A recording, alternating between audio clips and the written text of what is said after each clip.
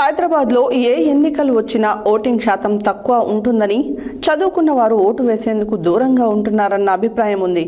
ప్రజల్లో ఉన్న ఈ అభిప్రాయాన్ని తొలగించేందుకు జూబ్లీహిల్స్ ఉప ఎన్నిక చక్కని అవకాశమని సమాచార హక్కు పరిరక్షణ సమితి ఎలక్షన్ వాచ్ కమిటీ జాతీయ చైర్మన్ డాక్టర్ బొమ్మరబోయిన కేశవులు ముదిరాజ్ తెలిపారు. జూబ్లీహిల్స్ నియోజకవర్గంలో ఓటు హక్కు ఉన్న ప్రతి ఒక్కరూ ఉప ఎన్నికలతో తమ ఓటును సద్వినియోగం చేసుకొని 100% ఓటింగ్ నమోదు చేయాలని పిలుపునిచ్చారు. హైదరాబాద్లో ఏ ఎన్నికలు వచ్చినా ఓటింగ్ శాతం తక్కువ ఉంటుందని, చదువుకున్న వారు ఓటు వేసేందుకు దూరంగా ఉంటున్నారన్న అభిప్రాయం ఉంది. ప్రజల్లో ఉన్న ఈ అభిప్రాయాన్ని తొలగించేందుకు జూబ్లీహిల్స్ ఉప ఎన్నిక చక్కని అవకాశమని సమాచార హక్కు పరిరక్షణ సమితి ఎలక్షన్ వాచ్ కమిటీ జాతీయ చైర్మన్ డాక్టర్ బొమ్మరబోయిన కేశవులు ముదిరాజ్ తెలిపారు.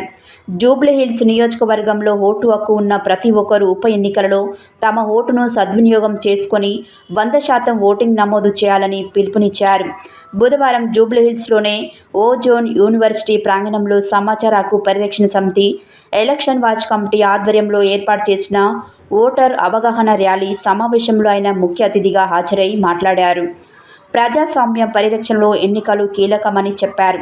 ఎన్నికల కమిషన్ ఎంతో వ్యయ ప్రయాసాలతో నిర్వహించే ఎన్నికల విషయంలో ఓటు హక్కు వినియోగించుకునే బాధ్యత పౌరులుగా మనపైన ఉందన్నారు.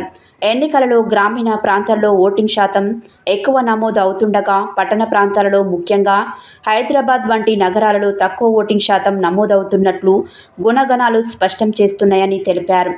జూబ్లీహిల్స్ ఉప ఎన్నికలలో ఓటు హక్కు ఉన్న ప్రతి ఒక్కరూ తమ ఓటును వినియోగించుకొని ఓటింగ్ శాతం పెంచేందుకు కృషి చేద్దామని పిలుపునిచ్చారు.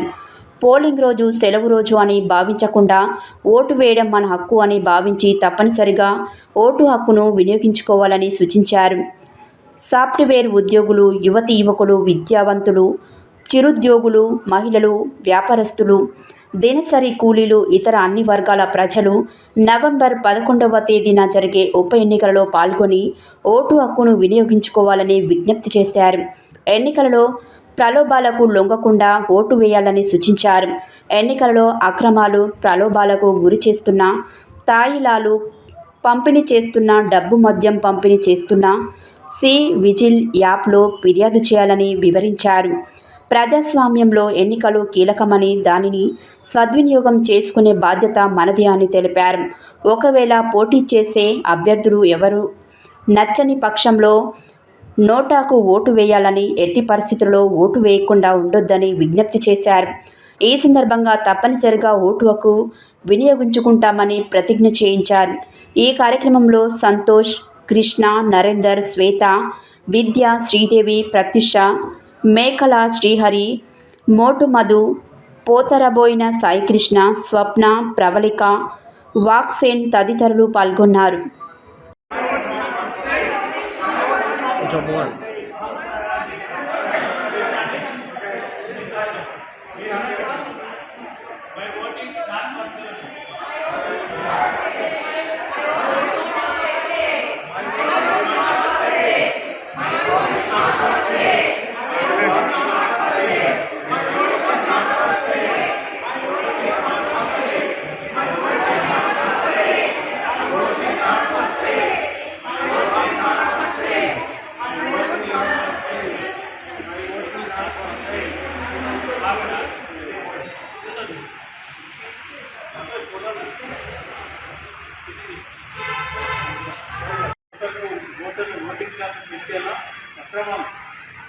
ఓటు ఎన్నికల్లో అవకాశాలు నిర్వహించడానికి అక్రమాల అందరూ కూడా సద్వినియోగం చేసుకొని ఎక్కువ మొత్తంలో కంప్లైంట్ చేసినట్లయితే మనకు కూడా కొంచెం అవేర్నెస్ వస్తుంది. మన విద్యావంతులు వేరే వాళ్ళు వచ్చేసి మొదలవ్వాలి. మనం గ్రామీణ స్థాయిలో రిజిస్టర్ ట్యాక్స్లో కూడా అవేర్నెస్ కాబట్టి మనం ఎలక్షన్ కమిషన్ అయితే లేకుండా మసీదులో అవుతాయి కానీ, చర్చిలో అవుతాయి కానీ, దేవాలయాలు ఇలాంటి కట్అవుట్స్, పోస్టర్స్ అలాంటి ఇలాంటి